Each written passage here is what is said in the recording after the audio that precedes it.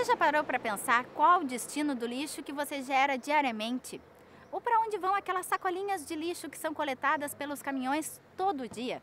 Já fez ou tentou fazer a separação do lixo orgânico do reciclado? A partir de agora, você vai entender vários desses processos e saber mais das políticas públicas que tentam minimizar o impasse da destinação incorreta dos chamados resíduos sólidos.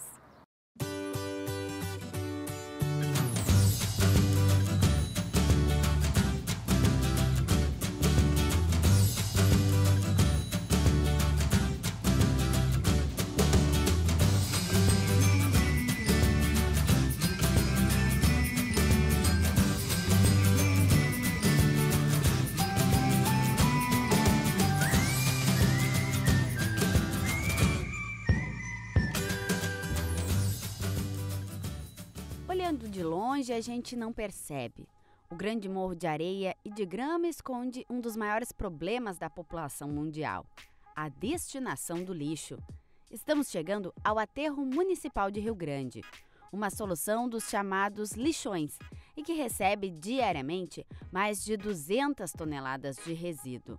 Localizado às margens da BR-392, ele mal é percebido por aqueles que transitam diariamente pela estrada. Esse é um aterro que é um pouco diferente de outros aterros do Rio Grande do Sul.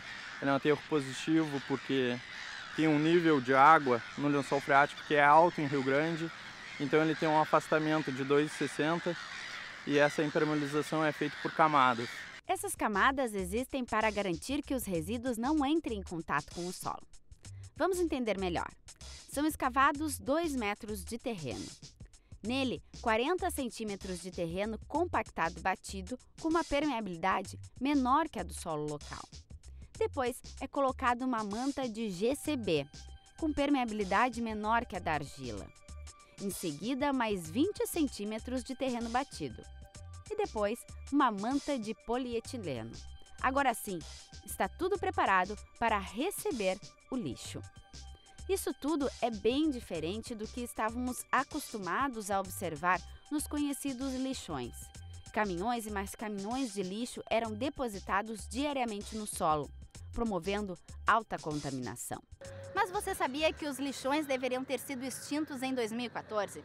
Isso mesmo, pelo menos é o que diz a Lei 12.305 de 2010, a conhecida Lei dos Resíduos Sólidos. Mas a pressão política foi tanta que o Senado Federal acabou aprovando um projeto de lei que joga essa data para 2020. São mais 6 anos em que os resíduos sólidos do país serão destinados a locais impróprios, inadequados. Ou seja, o meio ambiente continuará sofrendo com a poluição a partir desses resíduos. O lixão é uma forma primitiva da gente depositar o nosso lixo, né, o nosso resíduo. Ele não tem nenhum cuidado, não tem nenhum planejamento, nenhum cuidado sobre a deposição dele, tá, do lixo ali no próprio lixão. Então a gente tem muitos problemas, sérios problemas tanto com o efluente líquido que é gerado depois da decomposição desse lixo, que vai gerar então o chamado chorume, tá? E esse chorume pode contaminar nossas águas subterrâneas. E a gente também tem problemas a emissão de gases que são gerados nesse lixão e não são coletados, principalmente aí o gás metano. Para solucionar esse problema dentro dos aterros sanitários, o gás metano que é produzido é queimado. Em toda a planta do aterro são colocados drenos verticais, que levam a queimadores. Nesse processo, o gás se transforma em CO2 e água. Já o chorume é drenado para lagos e, posteriormente, levados de caminhão para o tratamento correto. Mas para o pleno funcionamento do aterro, outro desafio é a drenagem da água da chuva. Um dos maiores segredos para ter um aterro bem operado é retirar a água de chuva do aterro. Para isso, o que a gente trabalha hoje? É ter uma boa drenagem pluviais no pé de talude, plantio da grama para evitar erosão da argila, a própria argila que é a cobertura final do nosso aterro, do nosso projeto, para evitar a entrada de água de chuva. E para taludes intermediários a gente utiliza a manta de PAD de uma espessura menor, que é 0,7 milímetros. Porém, o grande problema enfrentado hoje no município é a quantidade de resíduo que vem sendo gerado pela população. Na realidade, nós temos um volume produzido muito grande.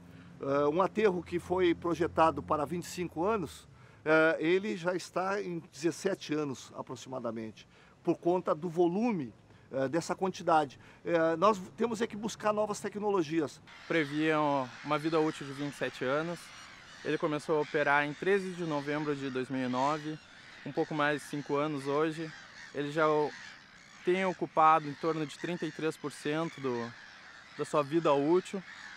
A área que a gente está trabalhando hoje seria a fase 2, que corresponde a 50% já do total, tendo mais uma área para ser impermeabilizar para terminar a fase 2. E mostra que nesses 5 anos que o quanto aumentou o quantitativo que era previsto mensal aí de 2.350 toneladas mês, e hoje a gente tem aproximadamente de 4.500 a 5.000 toneladas mês. Como uma cidade que recebe muitos turistas durante o verão, o aumento no número de pessoas acaba refletindo também no aumento de lixo gerado. Se durante o ano o aterro recebe de 200 a 230 toneladas de lixo por dia, no verão esse número chega a 300 toneladas. A geração de lixo no Brasil aumentou 29% entre os anos 2003 e 2014. Isso equivale a 5 vezes o aumento da taxa populacional, que foi de 6%. Esse foi o resultado da pesquisa da Associação Brasileira de Empresas de Limpeza Pública e Resíduos Especiais, a ABRELP. Ainda segundo esse estudo, a quantidade de resíduos com destinação adequada não acompanhou o crescimento da geração de lixo. O grande desafio se torna conscientizar a população da importância da separação do resíduo. As lixeiras de coleta seletiva já fazem parte da paisagem de vários municípios. Azul para o papel, vermelho para o plástico, amarelo para o metal e verde para o vidro. Algumas não disponibilizam uma separação tão específica, mas mesmo assim, grande parte da população não possui a consciência da importância desse ato. No ano passado, 58,4% do resíduo gerado no país veio parar em locais adequados como esse aterro sanitário. Todo o resto foi para outros locais dos mais diversos. Rio Grande possui coleta seletiva de lixo há mais de 10 anos.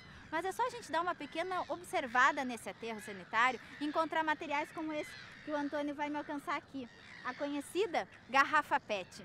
Mas será que ela não poderia ter um destino bem diferente? Porque a questão do resíduo jogado fora, quando transformado em lixo, ele é um problema de saúde pública.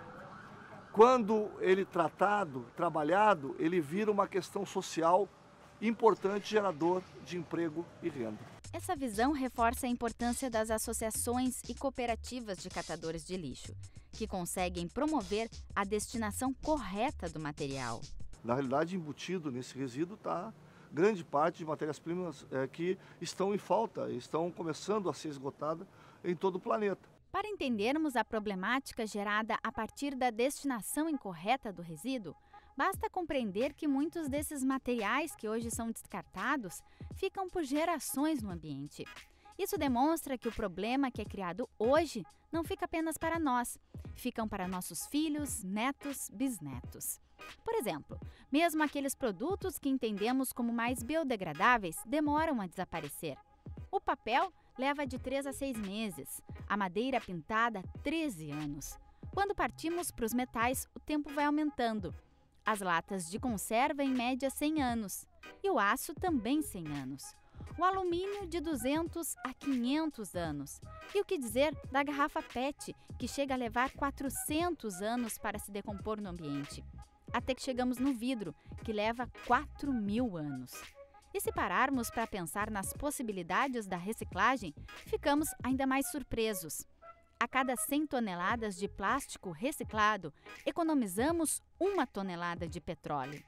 A cada tonelada de papel reciclado, economizamos 10.000 litros de água e evitamos o corte de 17 árvores. Hoje, em Rio Grande, o local onde ficava o lixão virou uma estação de transbordo. Todo o lixo da cidade continua a vir para cá, mas de uma forma diferente. Os caminhões sobem a plataforma e têm seu espaço específico. De um lado, o resíduo orgânico, que posteriormente será levado pelas carretas para o aterro. Do outro, o material desejado pelos catadores, o lixo reciclado. Ele é um material que é coletado em toda a cidade, né? Então ele é coletado pelo caminhão da coleta seletiva, chega aqui, né? Vai lá para cima, o pessoal traz para cá, recicla, né? Depois aí acontece o processo que é os fardos, né? Fardado, a gente vende o material e depois ele é dividido, né? Em partes iguais para os cooperados que trabalham aqui. Os materiais mais desejados por terem maior valor comercial são o alumínio e a garrafa PET branca. Somente nessa cooperativa são recicladas entre 30 e 40 toneladas de lixo por quinzena. Mas essa quantidade poderia ser muito maior, já que apenas 4% do lixo gerado em Rio Grande é recolhido pela coleta seletiva. Criada em 2013, no início eram mais de 120 cooperados. Atualmente, cerca de 30 pessoas se mantêm. E o trabalho vai além da separação do lixo. Do pessoal, assim, ó, tinha pessoas que estavam aí na rua catando, né, sozinho, individualmente, né? E a partir desse momento que vieram para cá, né, a gente viu que essas pessoas cresceram, né? Cresceram, também puderam contribuir na renda da sua família, né?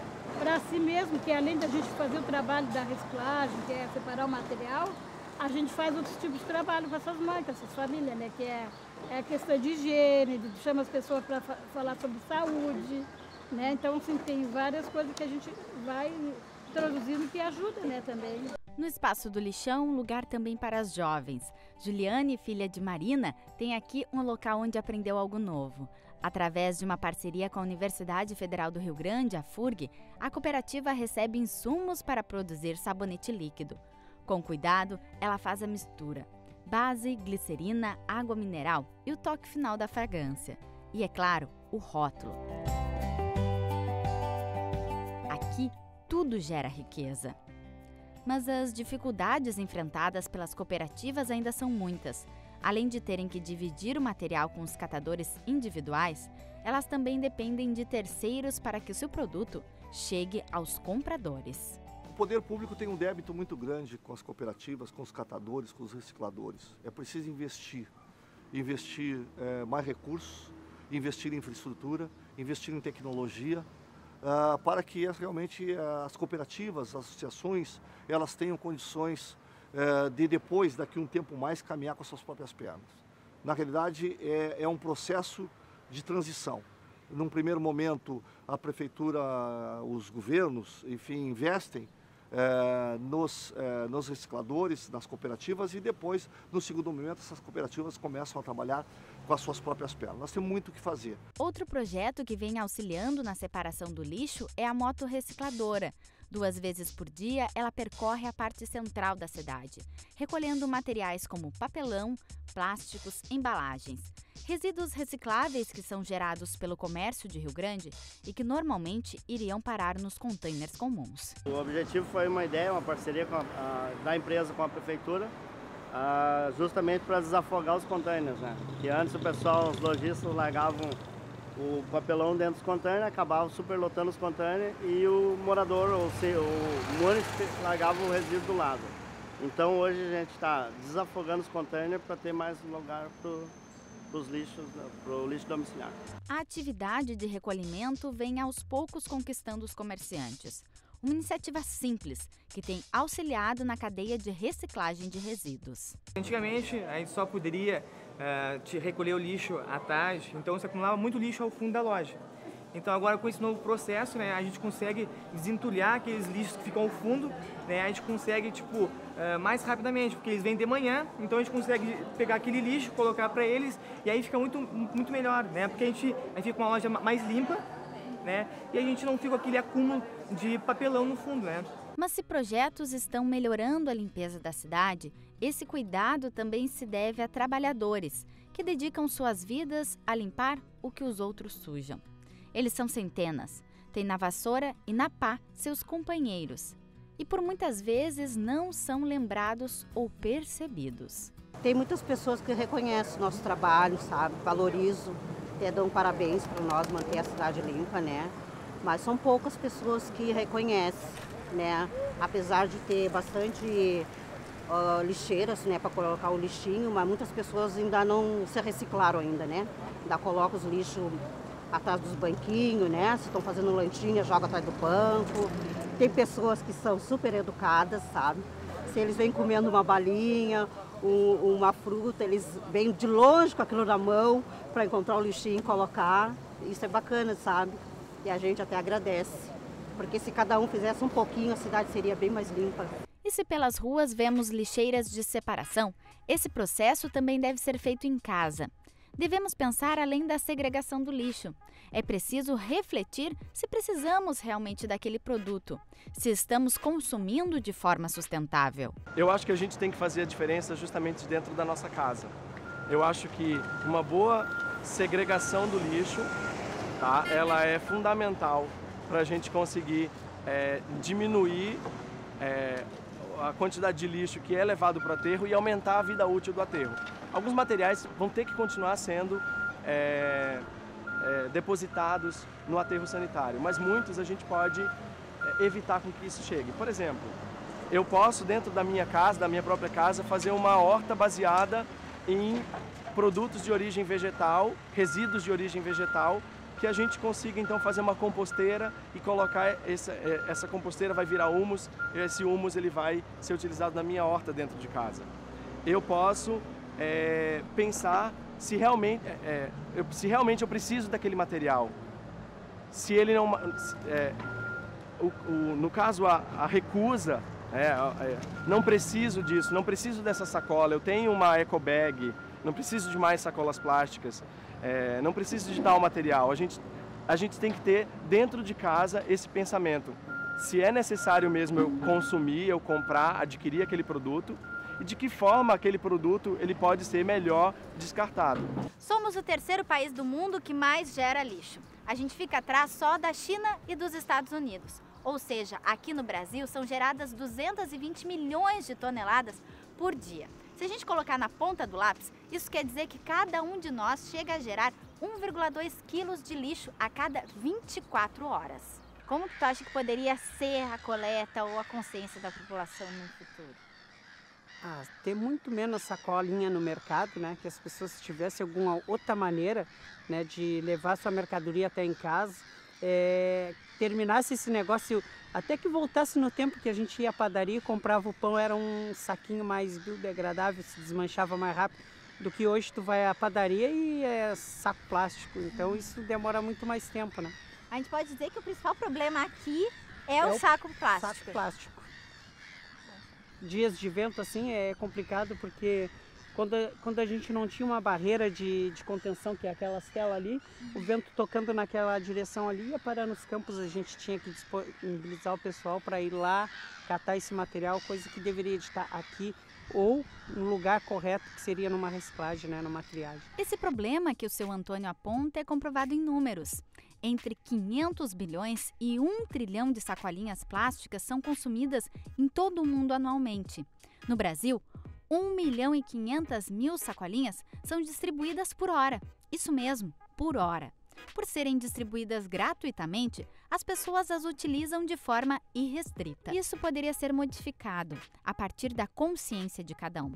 Quando utilizamos uma ecobag, economizamos 6 sacolas plásticas. Aqui na casa da professora Denise, essa consciência já existe e ela sabe bem como o produto deve ser descartado. Desde o momento da preparação do alimento até o destino do resíduo, tudo tem seu lugar. Material orgânico de um lado, material reciclável de outro. E a ecobag sempre à mão. Essa vontade de separar o lixo, ela te causa alguma dificuldade? Tu entende como um empecilho ter que fazer essa separação do orgânico com o reciclável? É natural. Aí é uma consciência assim, até quando eu tô comendo uma bala, um papelzinho da bala, eu tô na rua, meu Deus, o papelzinho vai dentro da bolsa, mas jamais vou colocar na rua. E ela não dificulta o ritmo não, da casa. Se eu fizer alguma coisa diferente, aí vai me prejudicar a minha consciência, não sei. É um hábito que se criou, tanto em mim como no meu esposo, e eu passo isso para os meus filhos também. Então a gente tem que tomar esse cuidado e não dar trabalho nenhum, não custa nada. Não custa nada. Não custa nada. Quando não passa o caminhão do lixo, tem uma outra opção, que é conseguir levar também. E se não passa o caminhão, tô com essa dificuldade, não tem problema. Eu junto, porque é lixo limpo, né? Coloco no porta-mala do carro e vou até um local adequado para fazer esse depósito. E a partir de todas essas perspectivas, o que será que podemos esperar para o nosso futuro? Trabalhando esse resíduo em casa, na origem, fazendo com que ele seja separado de maneira adequada, certamente nós poderemos transformar isso num processo virtuoso, que é o orgânico vai para o processo de compostagem e, portanto, isso volta para praças, jardins, hortas escolares, hortas comunitárias, para a própria agroindústria familiar do município. O resíduo limpo, ele vai ser trabalhado para ser reprocessado na indústria e, portanto, ele vai gerar para as cooperativas muito mais valor agregado de renda. Se a gente não consegue destinar adequadamente o nosso lixo, a gente vai sobrecarregar os nossos aterros. E esses aterros, eles têm vida útil, né? Eles têm um máximo de tempo que ele vai durar. Então, o que vai ter que acontecer? A gente vai ter que aumentar o número de aterros. Isso vai levar a um quadro que, por exemplo, a gente pode, daqui a pouco, diminuir as áreas, parar de ter áreas cultiváveis, ter que parar de plantar para a gente construir aterros. Isso seria um caos, né? Isso seria um problema generalizado. Mas será que a gente não pode fazer alguma coisa para mudar esse destino? O lixo é um problema de todos nós. A gente sabe que ainda falta muito para termos cidades sustentáveis, cidades que tenham a reciclagem como foco. Mas e você? Já tentou pelo menos em casa separar o seu lixo? Nem que seja por um dia. E tentou ver o que poderia ter sido reaproveitado de tudo aquilo? E quando estiver dando um passeio que nem eu, já parou para pensar que pode ter uma lixeira reciclável bem pertinho de você? O Ecologicamente de hoje fica por aqui e a gente volta na próxima. Até lá!